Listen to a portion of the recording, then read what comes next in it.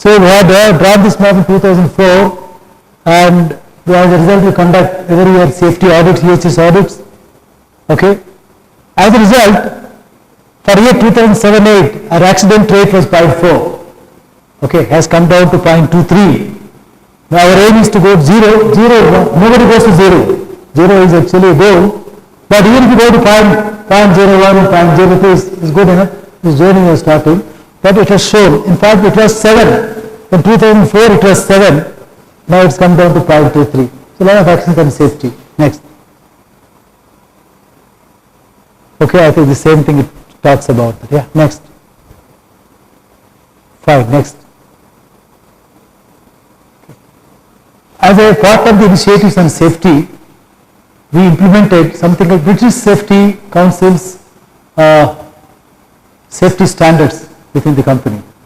These are like, and when once you comply with the standards, they give you a sword of honor. Okay. Every year, they give it to only 40 companies in the world, not more than 40. Okay. Last year, out of 40 companies, 2 companies in LTD group has got this award. You can say the LTD, one of the 20 companies in the world got the award. It is something like Oscar award for safety in the world. But this has helped us. Implementing this initiative has actually tremendously improved our safety systems. Now we have decided to implement similar initiatives at other campuses. Yeah. Now let's talk social initiatives. Yeah. Employee engagement, talked about that. No, we want to engage employees in a lot of social work. Employee volunteering very important. We find today a lot of youngsters join the company. We find youngsters are keen to do social work, keen to do volunteering. So company provides a forum, opportunity for them to go into social work after office hours. So that when IT companies use this as a tool to motivate them. I spoke to a lot of IT HR managers. They tell me that whenever the employees go into the community, the weekends, take up some social project, that maybe school or health, when they come back, they feel refreshed. They find their employees come back charged and their productivity is improved. They find, most IT companies have found this is a tool to refresh them. But here we find, number one, I think a lot of people find satisfaction that they're doing something to society. Secondly, I think it's also a lot of, I don't know why in India, younger generation, I think is more tending to do social work. When I was young, at that time, I don't know what is social responsibility. But today, when somebody comes to the camp, a lot of new people come ask, if I join your company, what arrangements where I can do social work? People ask me questions. So, employee volunteering is part of initiative, and we have structured systems and methods to encourage employees. Okay. Then, a lot of initiatives we take for employee bonding, employee wellness, and a lot of training and awareness. So, to keep employees engaged. It's not only work which is important. Work is important, but I think more than work, other than work also provide forum. Okay.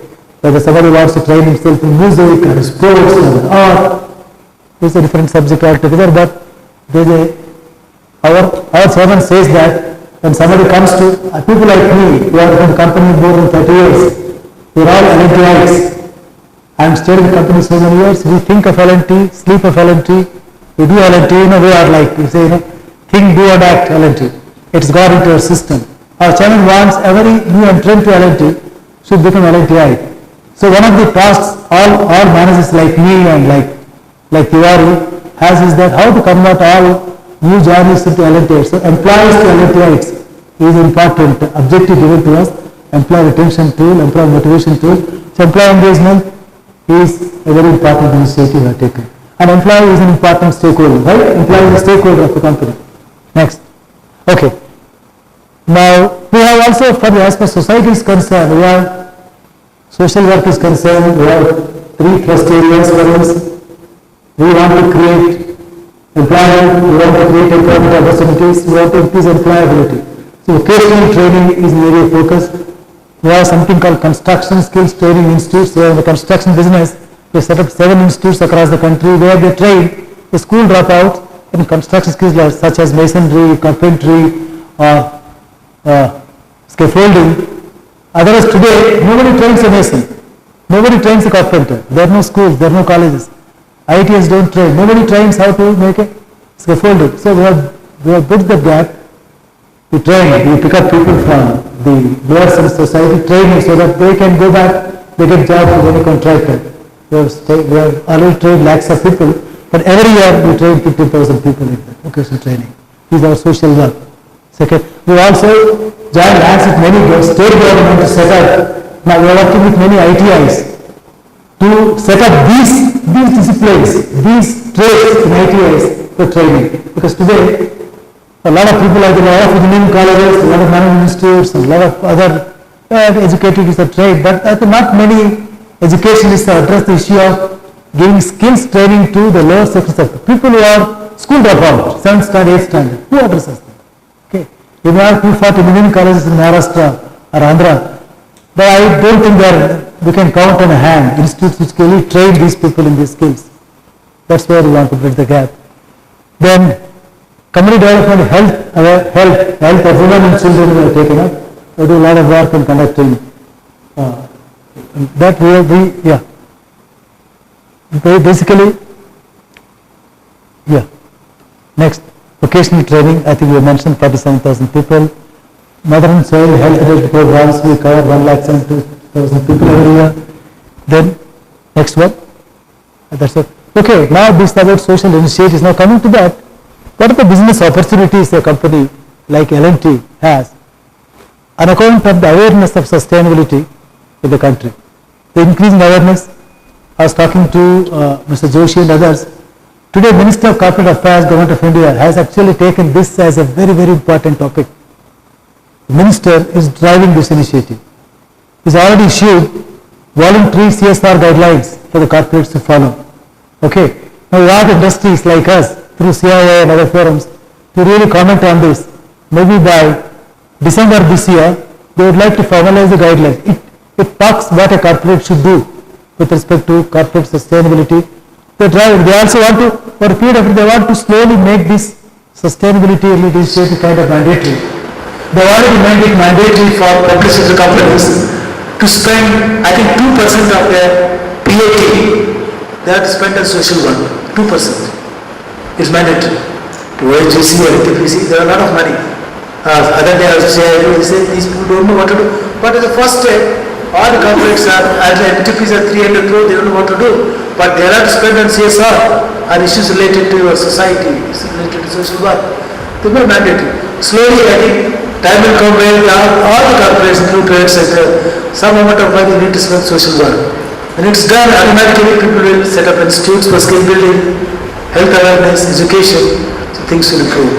Okay, now, coming to business, all of you know that Government of India has agreed to reduce its carbon emissions voluntarily in the recent summit in Copenhagen. How many of you know Copenhagen?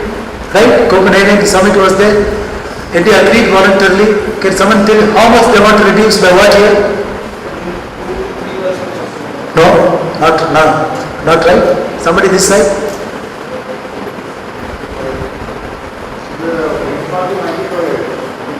By 2020, I think, I think 20% reduction, right? 20% reduction of carbon emissions by 2020. That is voluntarily. But slowly, voluntary to Copenhagen Accord, slowly voluntary will make it mandatory. In the years to come, I think it will come as a guidelines, it will come as a kind of directive that corporates should do something to save energy, reduce carbon emissions, and reduce consumption of precious material. No, initially they are voluntary for a few years. Slowly, but surely, I think we have made these things one level to mandatory, so that over a period of time, the industry will be forced to comply with certain minimum requirements of sustainability related. When you say sustainability, conservation of natural resources, the energy or water or materials, number one. Number two, being socially conscious of your impact and society and do whatever you can to mitigate. Number three, be ethical organization, do business with fair play, no corruption, clean business. I think these basically three pillars of sustainability which the Government of India wants India to follow. Next. That's all I have to say. Thank you very much.